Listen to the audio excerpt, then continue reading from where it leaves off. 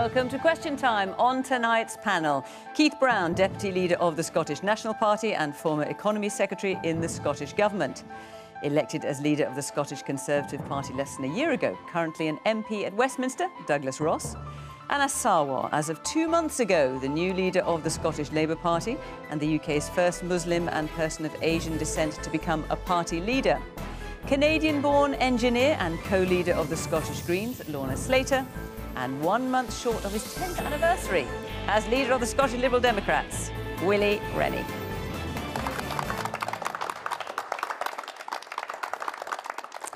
Good evening. Welcome to my guests here in the studio. Very good to have all 5 of you here. Very good. That's the first time we had 5 in the studio for a while, I'm pleased to say. Very good to see our audience, which is joining us from all over Scotland. We are in Edinburgh tonight. Very good to see you. And of course, thank you to you at home for joining us. And you can join in the conversation in the way that you know by now on social media at BBC Question Time. So let's hear what you've got to say and contribute to the debate. Our first question tonight is from Blair Wandin. Hi there. If the May Scottish elections return a pro-independence government, what moral and legal right does the Westminster government have to deny another independence referendum? Doug. Well, I want to stop a pro-independence majority government. I want to stop the SNP having a majority at this election, as the Scottish Conservatives did 5 years ago. It was by people uniting behind the Scottish Conservatives that stopped that SNP majority in 2016, and people can do that again at this election. And I think it's so important because we're still coming through the health pandemic. We're still coming through the effects of COVID-19 that we've all been through and the restrictions for the last 12 months. And I really think we need a parliament that is focused only on our recovery, only on rebuilding after the last 12 months that we've all been through, rather than one distracted by another independence referendum. And given that Boris Johnson has already said that he will not grant a second independence referendum, that's job done, isn't it? Why does anyone need to vote for you? Because Keith Brown, as Deputy Leader of the SNP, launched their 11-point plan for another independence referendum and said they would ignore Westminster. If they didn't get a Section 30 order, which is the route that was taken in 2014, they would ignore that and hold a wildcat illegal referendum anyway, and that would bring uncertainty when we should be focused on our recovery. And I don't want that uncertainty in Scotland over the next 5 years when our Parliament has to be focused to protect people's jobs, to support the NHS, to rebuild our educational standards. All of these things would play second fiddle to a nationalist government who are only interested in separation. Do you want that uncertainty, Keith? I want that referendum, and the UK has no authority to prevent that referendum taking place if the people of Scotland vote for that, which was Blair's question. And I should say, in the issue of a wildcat referendum, the wildcat or renegade government in this country is the UK government. They've been taken to the Supreme Court, who struck down their decision to try and prorogue the UK Parliament. They've signed international agreements with the EU, which have immediately renounced afterwards. Yes, but they haven't done anything wildcat about independence. Well, I think trying to stop Parliament from meeting is pretty wildcat to me. And the simple fact is that the people who should decide if there's a referendum are the people of Scotland. So I don't think for a second Boris Johnson will continue to refuse to agree a Section 30 agreement, and it will be an agreement. We're not pleading for that. We want to have that. It's the best way to have the referendum. But he will not stand in the way of a referendum in Scotland if the people in Scotland vote for it. Well, of course, he says he will do exactly that. Let's hear from some of our audience from Scotland. Nirala. Shouldn't the Scottish government, and I want to ask Keith Brown, that take the power focus on power away from it and do welfare to Scottish population, which we need: education, health, industry, unemployment. All these problems are staring in our face. And that's the reason that the Scottish government, now the SNP, that the people would like to. People don't want to see another referendum. OK, Nirala, thank you. Keith, do you want to answer that briefly before I move on? If I can, I think this is a really important question, and it's important because this is a really, really important election. I've stood in every single Scottish Parliament election. This is easily the most important. So you have 2 paths. One is if the UK is allowed to go ahead, for example, with the ability to sign trade deals which then start to undermine our NHS. If they default, as Douglas has already done, to tax cuts and austerity as their way to deal with the recovery, that's not going to suit Scotland. This is our chance to make our own decisions. And if you don't exercise power over yourself, somebody else exercises power over you, and they do it in their interest and not in your interest. That's why we have to have the powers to have the right recovery for Scotland. I'll come to you in a minute. I just want to hear a little bit more from the audience. Emma. Hi there. I was previously an SNP voter, But basically, I feel like your whole manifesto has been overridden by the fact that we want independence. Personally, it took me off being an SNP voter, and I had to look at other options. I'm actually sat in my postal vote, so I don't really know. How can you convince me that another referendum is in the best interest of the country? OK. John?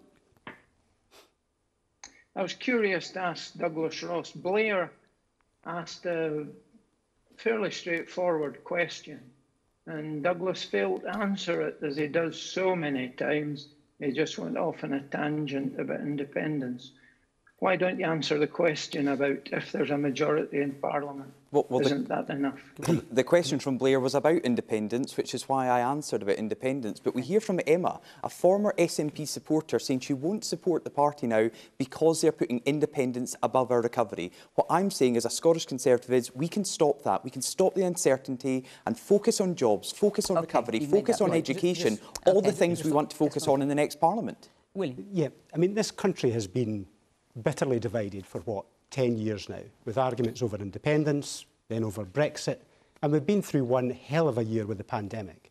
I agree with Narinda when she says that we need to focus on the people who are waiting, for instance, over a year to get mental health treatment, people who have lost out on education for the last year.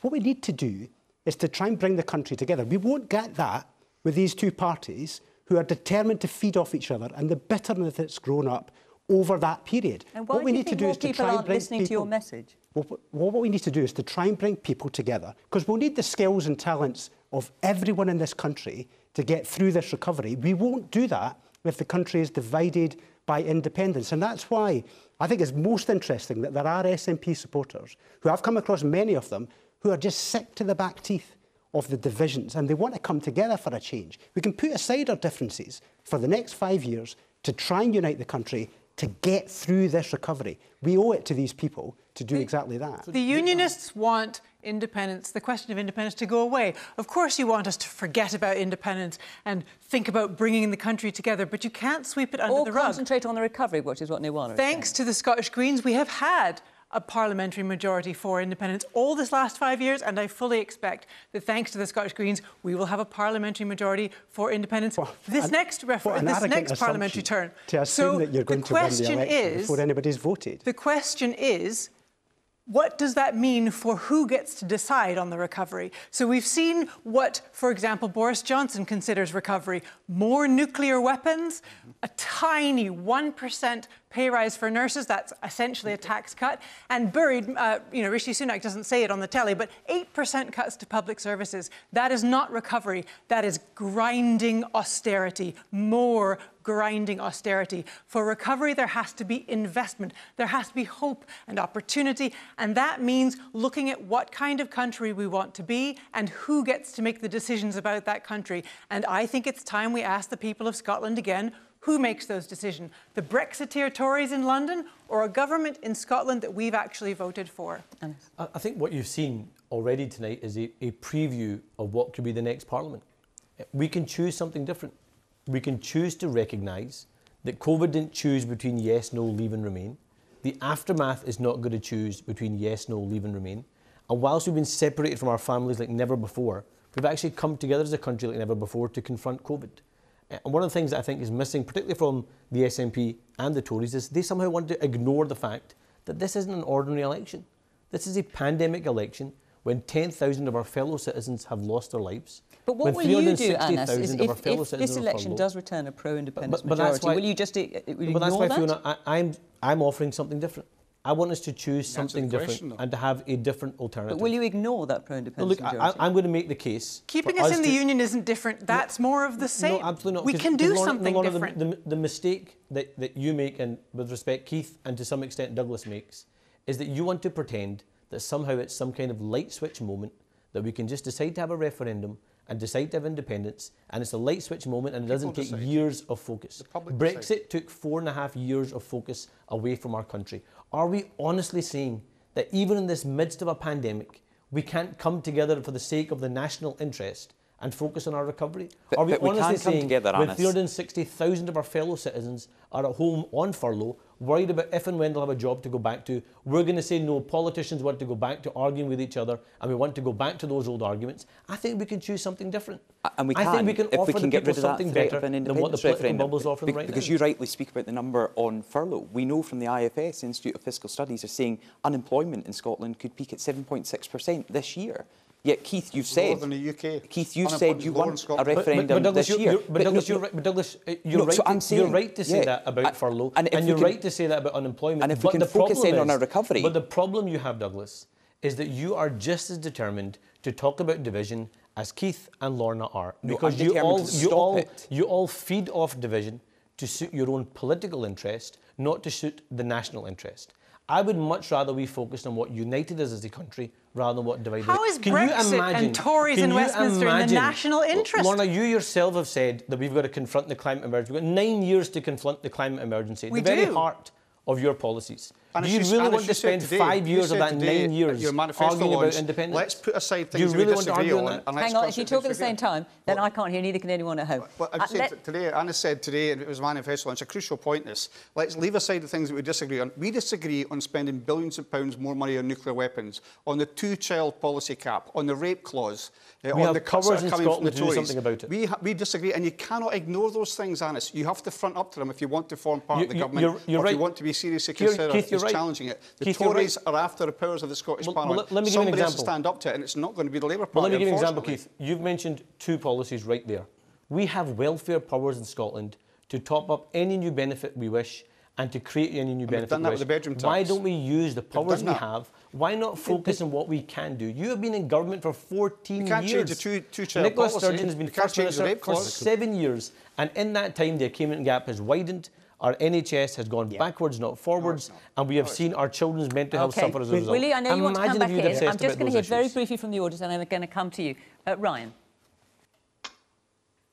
Yes, I would just say in response to the point that was made by Keith regarding the question of independence, I would just simply say that it seems as if we have a very simple choice in the next Parliament, whether we spend it debating an issue that in reality was resolved almost 7 years ago. And I know that people will make the case that things have happened since then, but we were told at the time it was a once-in-a-generation vote, and we voted to stay part of the United Kingdom. And I just don't understand how, you can make the argument how we're going to recover from this pandemic, but at the same time, we're going to spend 2 years. I think it's now the SNP's proposals are now saying we're going to wait now till 2023. At least Alex Salmond and the Alba Party are saying they're going to just go on with it. They'd like to do one just straight after the election. I mean, I'd prefer none of it, but I'd go with that approach. It seems to be the better one to do. But I think that's a simple choice: recovery or debate stuff that we've already been debating for the last few years. And I just really don't see how this is going to change anything. I think we need a change in politics. I'd like to see a government of national unity working with each other and actually putting these old divisions aside and actually doing what's best for the country. Well, we've only been on air for about 10 minutes, but by the looks of this, scant chance of that, from what I can see but here. There is Angela, a chance of hang that. on a second. There is a chance of Angela, that. you've got your hand up. So Narendra mentioned at the very start about focusing on the independence referendum or building the economy and recovering the health service. To me, they're not mutually exclusive. We can still have an independence referendum and still focus on these areas. SNP has seen a huge rise in NHS spending. We have the most GPs, nurses, midwives, dentists, and NHS staff per head across Britain. We have the best performing accident and emergency units. We have free prescriptions and eye tests. So to me, they are not mutually exclusive. We can still have an independence referendum and we can still focus on these key priority areas. I mean, clearly there are other NHS statistics you could cite that aren't quite so favourable, but I hear what you say, Angela. Willie. So, Fiona, let's take the issue of drugs. Scotland's got a terrible record on drug deaths. 1,256 people died. It's the worst in Europe. In fact, it's the worst in the developed world. It's 3.5 times what it is in England. And the confession from the First Minister was that through the independence debate, she took her eye off the ball. And we know from the previous Justice Secretary They didn't want to deal with the issue because it was too difficult and it might repel people for voting for independence at the time. Now, that's what we could have multiplied in the next 5 years. If the SNP and the Greens allow us to have a parliament that's focused on independence, many, many other things will be neglected. More people will die. This is real people's lives. We need to focus on dealing with the massive challenges we've got. We've got a climate emergency. We've got NHS waiting times that are as long as your arm. We've got an attainment gap that is as wide as ever. And we've got mental health waits, people waiting an age, young people waiting over a year. It's appalling. That's what we should be focusing on. We've got enough on our plate without arguing about more about independence. Let's bring everybody here together. There's a lot of talented people in the Parliament that could actually resolve things. We did it through the pandemic. We did some tremendous cross-party work on dealing with a massive challenge. I want more of that rather than more of the division that is inevitable, even with the best of intentions of having a debate that's fruitful. We will have divisions, and the divisions will lead to us taking more eyes off more balls, and more people will lose their lives. This is very serious, and we do need to focus. Doug. We do, and that's where I believe we can, if we stop that SNP majority, focus on the recovery, on rebuilding, on drug deaths, on supporting the NHS, on rebuilding our educational standards. Scotland was once a world leader. It's now internationally average for education. And all these things we can do if we don't have the threat of a referendum hanging over us. And I just say to Keith, what do you think tonight, listening to Emma, as a former SNP voter, saying the SNP are only focused on another independence referendum? That's after 14 years you've been in power. You're offering nothing new to the people of Scotland other than more division with another referendum. Absolutely untrue. And what would that's what Emma's saying. If I can just answer the question, Douglas. If Emma would like to look at the manifesto, she'll see there is a mention, of course, as a referendum, because we do think it's crucial to how we actually get through the pandemic. But the National Care Service, the increased funding for the NHS, the baby box continuing, the fact that we're going to have free school meals for every child and breakfasts and lunches for every child in primary school. There's a whole host of other stuff in there. And as has been said by Angela, we are achieving fantastic results in our NHS. Some tremendous things in education. There are difficulties as well, but there are tremendous things. It's not the case the two are exclusive. As Angela says, it's possible to do these things at the same time. I think there has been some joint working in the Parliament. There's no question of that. But the idea you ask people to set aside, first of all, the main route to get through the pandemic, to have the same powers as other countries, resources other countries have to deal with it, rather than wait, as we had to do over furlough before. It was a problem in the south east of England before furlough was granted again to England and Wales and Scotland. That can't be the way to deal with the pandemic. It is possible to concentrate on more than one thing at a time. And look at the Tories. They had the pandemic to deal with and they had Brexit, and they went and pushed through a hard Brexit in the teeth of the pandemic. So I'll take no lessons from Douglas Ross about trying to do two things at once. But do you think they did both those things well then? No, I think it was appalling. And to go back to the point, that was made about the question of Brexit, in the referendum in 2014, we were told the only way to guarantee Scotland's place in the EU was to vote no.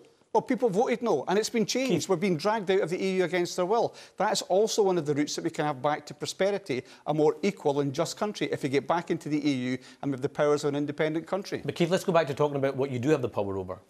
Willie mentioned drugs deaths. How many times during this pandemic has someone picked up the phone to call the crisis mental health service and the call has gone unanswered? Well, you've obviously checked that. 25,000 times someone's picked up the phone and the call's gone unanswered. How many children are waiting over a year for the mental health support right now? 1,500 children missing out on mental health support and waiting over a year. How many undiagnosed cancers have there been in the last year? 7,000 undiagnosed cancers. You don't know the answer to those questions. You are in power for 14 years, and they are huge challenges. You can answer some of these questions, Anis. They are huge challenges. How are you going to do this without the full powers of independence? Are you going to challenge the nuclear weapons? Are you going to challenge the UK government with the cuts? Or do you accept that Boris has got a veto over the things that we want to do to try and improve our country? Are you honestly, the two-child policy cap, the rape clause, are you going to challenge that? Are you honestly going to be asked about cancer and talk about independence? That is what you're... Are you honestly going to be asked about suicide and talk about independence? Okay, wait a minute. One at a time. Can I just clarify that, Fiona? Are you honestly saying that you're going to be asked about cancer and talk about referendums? You're going to be asked about suicide. That's four questions at once there. The point I'm making is you want to give Boris Johnson the power to veto what we have to do in order to approve, whether it's spending billions of pounds more on nuclear weapons, whether it's things like the rape clause. You're willing to say, let's put that aside and forget about it. I'm not, and the SNP's not. You want a better society than what Boris Johnson will give us. OK. Moira, you had your hand up. Yeah. Can you hear me? We can. It just amazes me how they're always saying that Scotland's worse off. If you look at England as a whole and other parts of the UK, I think Scotland does quite well with their health service. The vaccination programme is better. There may be a problem with drugs, but I don't believe that it's that much worse than in England. And we're always being talked about because the drugs problem is worse here. There's a lot more things worse. Homelessness, that's why there's so many people in the streets. What else have they got to turn to? They turn to drugs, but that's not just exclusive to Scotland, it's all over. Well, just in terms of the drug deaths, the figures are considerably worse for Scotland, I'm afraid. That is just a fact. And not just in the UK, but across Europe. The highest drug deaths anywhere in Europe. And we know that it has doubled since Nicola Sturgeon became First Minister 7 years ago. So when she says she took her eye off the ball, that has led to thousands losing their lives and families being ripped apart because of that devastation of losing a loved one so early. So we have to focus on drug deaths. We have to focus on education. Are you going to repeal the Misuse of Drugs Act, Douglas? Because that stops us from having the powers that we need in Scotland to treat drug deaths as a social issue. We have an excellent history in Scotland of treating things like knife crime, things like minimum alcohol pricing for minimising the harm. But our hands are tied when it comes to the Misuse of Drugs Act. Because that is a UK law. It's out of date. The war on drugs has failed and it is... Let's just hear from William. Sorry, let me just hear from William. What is utterly depressing is that every issue, every single issue that exists has to be turned into a constitutional debate by these two people. Because it would be better in an independent Scotland. Answer the question. They turn it into a constitutional debate every single time and neglect their own responsibilities with the powers that they already have to do something about it. That's why we've got the highest drugs death rate in Europe. That's why we've got 380,000 people who've been waiting for the 18-week treatment guarantee, a law that was put in place. It's been broken that many times. That's why we've not met our cancer waiting times since 2013. The A&E time. We've not met that for years. All of these things on your watch, Keith. Yet your answer is, let's talk about independence. It's the best cover story that you've got. The reality is you need to focus on doing your job rather than looking for powers from somewhere else just because you don't want to talk about your failures in government. This is a failed government. Those things can be true. I'm just going to stop here. Unacceptable. I hear what you all say, but I've got a number of questions I want to get through, so I'm going to move on. Forgive me. Let's hear a question from Alan Robertson. Good evening. How does each party view the long-term future for oil and gas workers with plans to scale back production in the near future, given the number of people in Scotland who desperately rely on it, especially younger workers? And Alan, you work in the oil and gas industry. What's your perspective? Yes, I do. I work in the subsea sector, and we've had a number of challenges over the years, certainly in recent years, which has been exacerbated lately with the COVID-19 pandemic. But things seem to be stabling out a bit now. But of course, we now hear that the Green Party would like us to be ceasing production in the next 10 years and potentially working alongside the SNP to support a majority there, which is obviously a worry because it's a concern for people who work in the industry, but also for further investment in the industry, which I think we need as a country. Can I come in on that one? I absolutely understand your concern, and I share the same concern for workers in the oil and gas industry. I'm a renewables engineer. I'm an electromechanical engineer. I work for a company that makes tidal turbines. Our turbine launched today. It was excellent. The largest turbine in the world launched today from Dundee. It's on its way to Orkney. And this is how we manage the decline of the oil and gas industry. To tackle the climate emergency, to meet our legal requirements under the Paris Agreement, the oil and gas industry must decline. But that does not mean that we have to inflict hardship upon the people who work in that industry. The Scottish Greens would see a jobs guarantee for all oil and gas workers to make sure that they have jobs to move to in renewable industries, in other subsea industries. Scotland has 25% of all of Europe's offshore renewable energy. We have a huge amount of potential there, and I know that workers like yourself would be excited to work in a sustainable industry, an industry that has a long future, an industry that is on the cutting edge. And like with the turbine launch today, Scotland is on the cutting edge of renewables, and we would welcome you to come and join our industry with us, and let's work together to build a sustainable future for Scotland. So you've hitched your wagon, not officially, but nonetheless you are supporters of the SNP in government. The SNP are not pledging to phase out fossil fuels within 10 years. So are you putting independence before climate change? So we have no formal relationship with the SNP. We happen to agree with them on independence, but actually in many other policies, you supported their budget, there's a lot of supported them in the Parliament. Every so I'm just party checking, has the opportunity is independence to more negotiate important the to budget. you than climate? The climate is the most important thing, absolutely. Number one thing, we have 9 years left to make fundamental changes to how our society and economy works. And you'll see in our manifesto that it is a plan for a fair and green recovery from the pandemic. We feel that independence is an important question to ask, because in order to implement the full suite of changes we need to build the economy we want. Okay, no, you've made that point. We can do more with independence, but that also doesn't mean we can't do more with the powers that we've got. Willie is right to some extent when he says we could do more. Those things can both be true. Are you also going to pledge then to phase out fossil fuels within 10 years?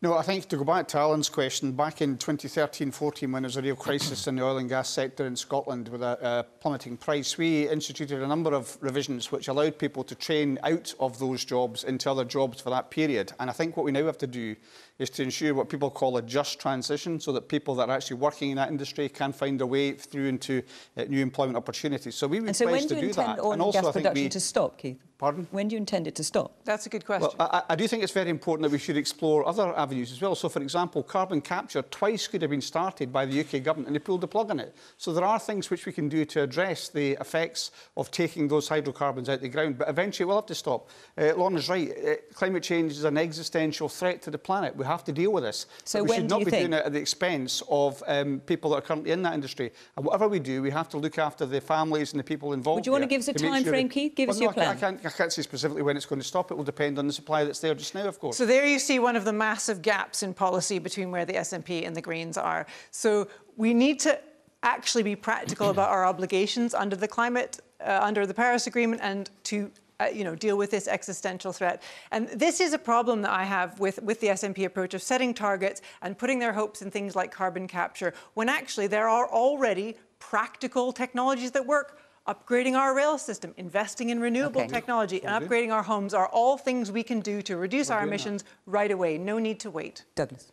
Lorna said Alan should be excited about the opportunities that the Greens would provide to him and his colleagues, and I didn't get from Alan's question that he was particularly excited about what the Greens would do in this next Parliament and the next two Parliaments to shut down production of oil and gas in the North Sea. Scottish Conservatives have been very clear. We want to protect the more than 100,000 jobs in Scotland that rely on that sector. Well, Doug, you said in your manifesto, you say the North Sea oil and gas has a long future, decades ahead. Yet today, you know, there is a huge global climate summit, and you've had Boris Johnson pledging to a big cut in carbon emissions. How are you going to keep those two things going in tandem? Because the UK government has committed to a transition deal with the oil and gas sector, £16 billion to work with the experts and the people who have trained in oil and gas over decades to transition to greener forms of renewable energy. It's the first in the G7, but also Deirdre Meahy was writing in the P&J earlier on this week about the green plans. And it's not just the 100,000 jobs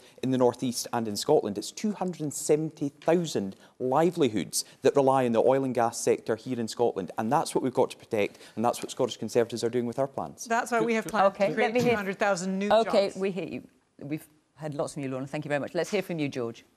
Hi, I grew up in Aberdeen, so in 2014, the oil crash, I saw the impacts of it myself, and it was quite disastrous to the city as a whole, because even jobs which aren't directly within the oil industry get lost due to the crash and no money in the city. So if we don't do a transition now, or at least have a plan to transition into a greener economy, we could risk jobs which could be saved if we act now. And in general, I would say everyone on the panel, you were all arguing like back and forth with independence, but for climate change, there's less shouting. So it's more positive to see but we just need to continue this into actual action rather than just words. Jo? Yes, I would just echo that. I think that this transition from oil and gas is inevitable. So why are we not looking at retraining and upskilling people into renewables now rather than waiting for the inevitable to happen? Ruth? Yeah, absolutely. What I do see is that there is a gradual training, which is a damn sight more than the Tories did when the pits closed. I saw precious little training going on for the thousands of miners who just got put out and hung up to dry. You know, I didn't see any Tories screaming about that.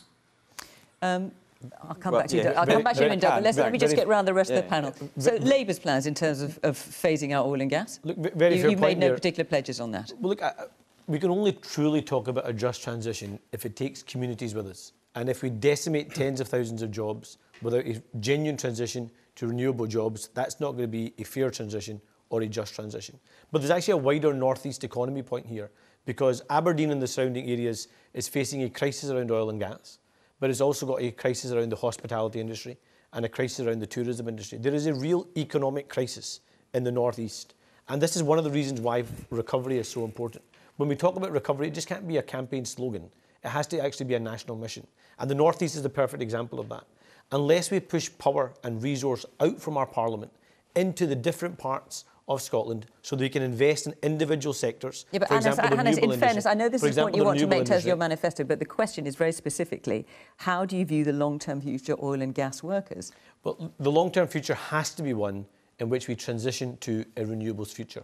But we've got to start that hard work now. We keep hearing about the Saudi Arabia of renewables. We heard it from Alex Salmond before. We've heard it from Boris Johnson now. We're hearing it now from the Scottish Government again. We've got to invest seriously and genuinely in those renewable jobs of the future so we can genuinely transition people from the oil and gas industry into renewables. That work is not happening. And BioFab was a perfect example of that. 97% of our fuel is fueled by renewables. So what we need to do is we need to reduce the demand for oil and gas.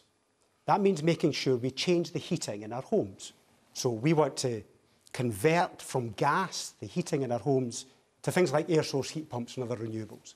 We want to make sure we have district heating systems that uses hydrogen, also hydrogen for transport. We need to make sure the tremendous potential we've got off the shore, Lorna's talked about it already, with the wind farms, the great opportunities there, huge resource. We need to make sure we exploit that potential as well. And if we reduce the demand, there won't, in time, be the need for the oil and gas reserves that we have in the North Sea. But then we'll have created the jobs, the thousands and thousands of jobs that will be created, populating all that work to make sure that we can reduce that demand. That's the step-by-step way. It's the hard graft that needs to be done in order to make sure that we can make this just transition real, because we can't afford to do a repeat of the 1980s. Where we just left communities in the lurch. And one, in fact, that I live in was left in the lurch with thousands of people unemployed for years on end, scarred for life. That cannot be done again. So we need to have this transition.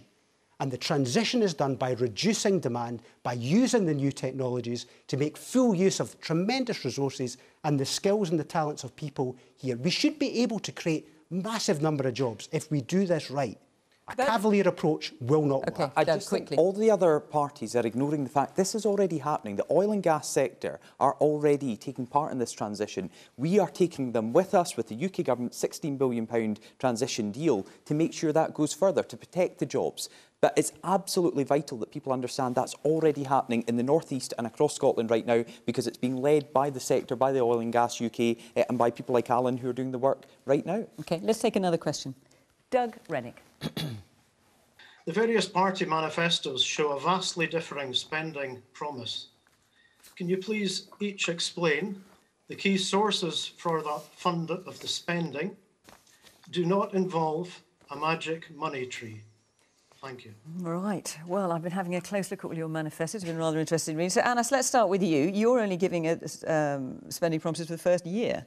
No, look, what we're saying is that we have a national recovery plan, so we've deliberately switched our manifesto into two parts and made it a recovery plan rather than a party manifesto. It's a recovery plan. You've only provided costings for the first year, so how can anyone actually work out how you're going to find the money for the whole term? No, so what we're saying is that the investment we need to make immediately in the economy and immediately around our public services needs to happen on day one. We can't wait for the virus to disappear before we start planning for our national recovery. So when you have the Institute for Fiscal Studies saying that there's no sense of how much your manifesto would eventually cost and how you'd pay for it, what's your answer to that? Well, we've been very clear about what we do in terms of the immediate, in terms of our national recovery. So there are billions of pounds of unallocated recurring and non-recurring spend available to the Scottish Government after this election. I want to start spending that money straight away. Alongside that, I want us to build a new tax on online companies like Amazon. We should have an Amazon tax in Scotland so we can redress the balance between those online giants that made huge profits over the course of this pandemic and use that money to reinvigorate the high street and get people back to work. So, Willie, looking at the Lib Dems manifesto, as far as I could see, it's not really costed at all. I had a little count, and in the entire 52 pages, there are only 18 pound signs. OK. No, we have costed our manifesto. Have you? How? I couldn't find it. No, well, we've costed it, and we can make the costings available to you if you wish. But what we've gone on is the central... So the costings are private, are they? They're not there for everybody to see? No, we've shared them with journalists. So we've... No, you've not, Willie. No, we've gone for the... You've not. No, we have. Or not with the IFS. So I just want to press you on that, because we looked through your manifesto. We discussed with the IFS yesterday. We've shared the costings with them. I'm not quite sure. So when we look at your manifesto, and you've only... there's no actual reference to exactly how you pay for things. Well, let me explain. I'll explain. So we've gone for the central estimate of the Scottish Government's medium-term financial strategy. We've committed £1 billion of extra spending. That's for things like 3,500 permanent teachers to make sure that we increase the spending on the NHS, the mental health spend of £400 million. The £2.5 billion on top of that billion is for the NHS. And then we've left plenty headroom to be able to afford an increase in pay for social care workers. So where's it going to come from? Also, well, the medium-term financial strategy, which is a cautious document, which has been based on the work from the Office of Budget Responsibility and the Fiscal Commission in Scotland. So it's not a magic money tree, but where's it going to come from?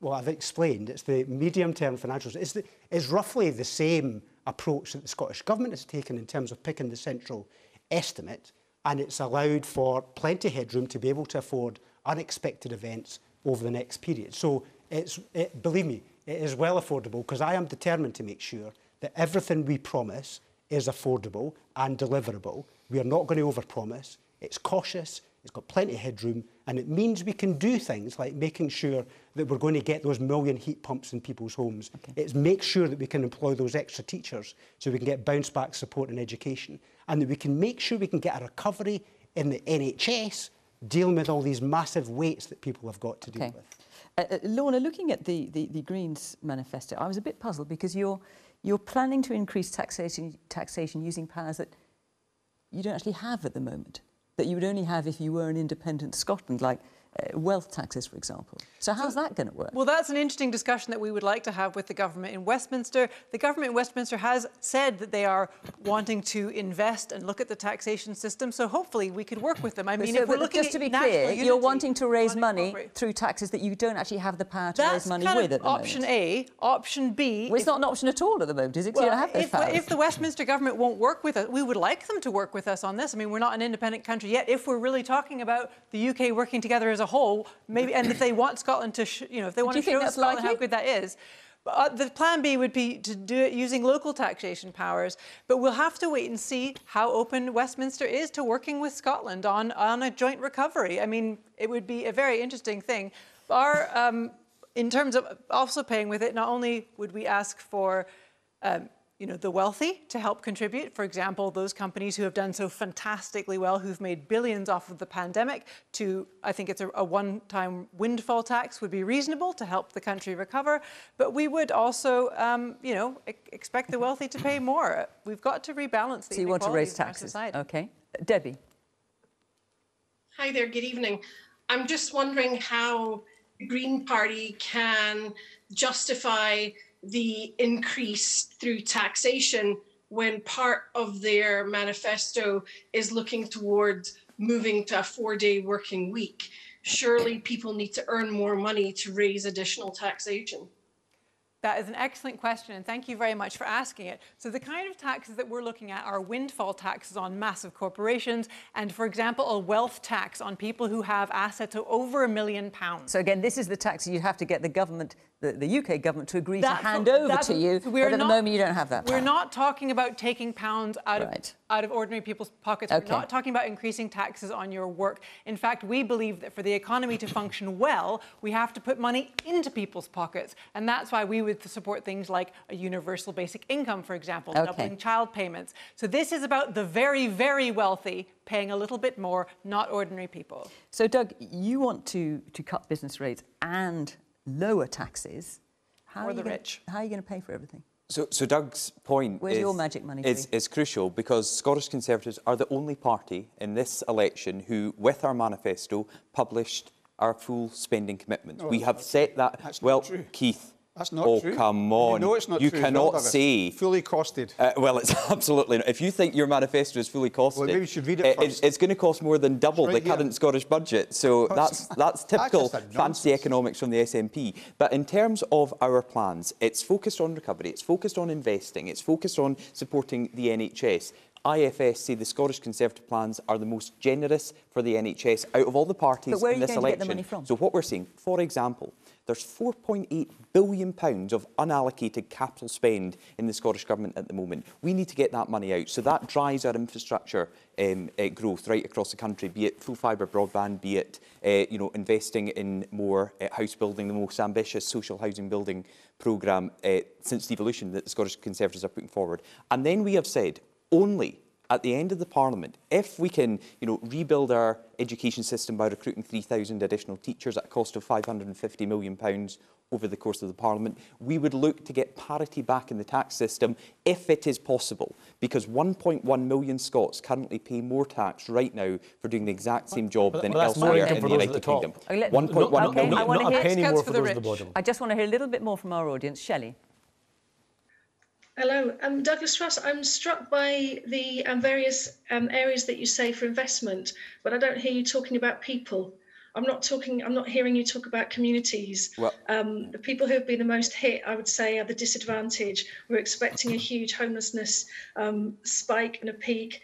How would you kind of see that the investment where you're going to place it is going to respond to any of those issues? No, it's a great point, Shelley. That's why we want to build 60,000 new social homes in the next Parliament, the most ambitious social housing project since devolution. That's why we want to roll out full fibre broadband by 2027, because one of the biggest things that we've seen during this pandemic is people not being connected with friends and loved ones. Why are we still in 2021 struggling with good Wi-Fi signals in many parts of Scotland? That's the type of investment that can connect people and communities all over again. But Douglas, why do you think it's a priority to give you and me and Anis and Keith and Lorna a tax cut? Why do you think that's a priority? I am happy not to accept that, but I would like to give it. I'd like to give it to 1.1 million people in Scotland. You're obviously embarrassed about it. No, I'd love to give it. I'd love to give it to the teachers, to the police officers in Scotland. 1.1 million people in Scotland who pay more tax here for doing the exact same job than anywhere else in the United Kingdom. Pay less tax. Most people in Scotland Scotland pay is the highest tax part of the United Kingdom. Because most people in Scotland are in the lower band that pay less tax. Some people in Scotland pay more tax. Okay. The people who are, but most let's get back to the question from Doug, which is how your various manifestos show vastly different spending promises. How can you explain how you'll fund it all? So you say your manifesto is fully costed. I had a look through that as well. There's some things I couldn't find. Maybe I missed them. How much is free dental care going to cost? It depends exactly on the agreement reached with the BDA, but it could be around how much do you think it will around about £137 million. And where's that going to come from? That's going to come from the budget that we have. Willie mentioned before that the basis for drawing up budgets in the Scottish Government is a central, an optimistic, if you like, and a less optimistic estimate. We've taken the central estimate, as Willie appears to have done, to calculate. So you know the money that's going to come in from Scottish taxpayers giving money to the UK Exchequer and the money we get back, and also from the Scottish taxation system, which is both more progressive and less onerous than the UK system. If I can come back to Douglas's point, he said that his is the only costly manifesto. He couldn't answer the question where the £600 million of cuts in the NHS was going to come from. No, come on, and if Keith. I can just say, well, you had your answer. You had your answer, Douglas. Just let Keith make a point, and then you can answer it. And if it's the case that he can't answer basic questions like that, and yet he accuses Nicola Sturgeon of taking their eye off the ball, which ball is he going to be? He's going to be First Minister, he's going to be an MP, he's going to be an MSP, and he's going to be a referee. Which ball are you going to be looking at when you drop the budget? Keith, I'm sure someone wrote that for you this afternoon and it looked great on paper, but we're speaking about your party's manifesto that is not costed, and you're asking about our £600 million investment to catch up on all the delayed appointments and treatments within the NHS. It's a priority within the NHS right now, and every single party Where's the money coming from? We have identified it. We've got the most generous. You've said. No, absolutely not, Keith. It's clear that we are going to focus that £600 million on catching up the delayed appointments and treatments and operations. Have you not said that's going to have to come from within the existing NHS budget? Yes. So what will you have to cut to find that 600? So what we said is during the pandemic, the UK government have provided the Scottish government with an additional £13.3 billion to deal with the pandemic. We want to use that money, £600 million of it, to give it to the clinicians, rather than the government saying how to spend that to catch up. But every party is saying we've got to catch up on missed operations, delayed treatments. So how are you paying for it? Well, I'll tell you what, we've got a question. Hang on, we've got a question on health. So let's hear from our questioner. Jude, you're sitting there very patient in your beautiful blue room, incidentally. Let's hear your question. Thank you. Is the NHS in Scotland ready for the task ahead to meet the needs of our patients, including COVID rehabilitation? Right. So, Keith, I know you want to come back. Willie, I'm going to start with you. You've talked about drug deaths already. Let's look at other areas of the NHS. So, at the core of this, we've got a mountain of mental health waits. We've got a mountain of people who are waiting for the operations, the appointments. And what we need to do is to use some of the new technologies and new ways of working that we've developed through the pandemic to make sure we can deal with this backlog as quickly as possible. We've got £2.5 billion of extra funding that's going to be committed to the NHS over this period. That means they'll have the finance. But at the heart of this, we need to deal with the problem that pervades much of the public services, which is our mental health problem. We're not training any more psychiatrists and psychologists than we did 5 years ago. We need to have mental health first aiders in every single workplace so we can reduce the demand on the NHS. We also need to make sure that we're deploying the mental health counsellors that are in the community to be able to take the load off there as well. So that will help significantly. We also need to localise health services, because people have got used to health services being much more local, whether it's using a technology or in their local centre. We need to make sure that the specialists are available at a local level, again to reduce the demand, to do the preventative work, so that we can actually get the NHS back on track. This has got to be one of our top priorities, because we need to invest in our NHS to make sure people get the treatment that they need on time. So Jude's question, Keith, is the NHS in Scotland ready for the task ahead? Just looking at the funding again, we've got the election coming up, obviously. Why are you promising a smaller increase in funding than the UK government? Well, we've said very similar to what Willie just said, £2.5 billion. And I think it's also true to say we start off from a higher per head expenditure on health services in Scotland. But so why are you promising a smaller increase in funding? What we've also said is if there are further consequences that come, we will allocate that to the health service. So I don't think it's possible to be definitive about what the UK does from a lower base compared to what Scotland does.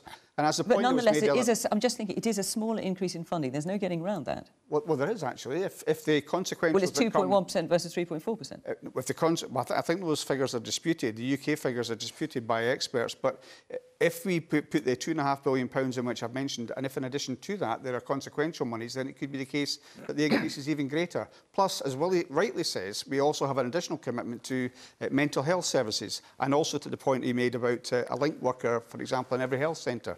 So there are additional expenditure. And what we want to do is, by the time of the end of the next Parliament, have 1/10 of the entire NHS budget going towards mental health because of some of the problems. But can I just say the NHS, I think, has done a fantastic job through the pandemic. They are tired, doubtless, but they've done a fantastic job. Well, let's hear from someone who works for the NHS, who happens to be in our audience. Pippa, you're a junior doctor, I think.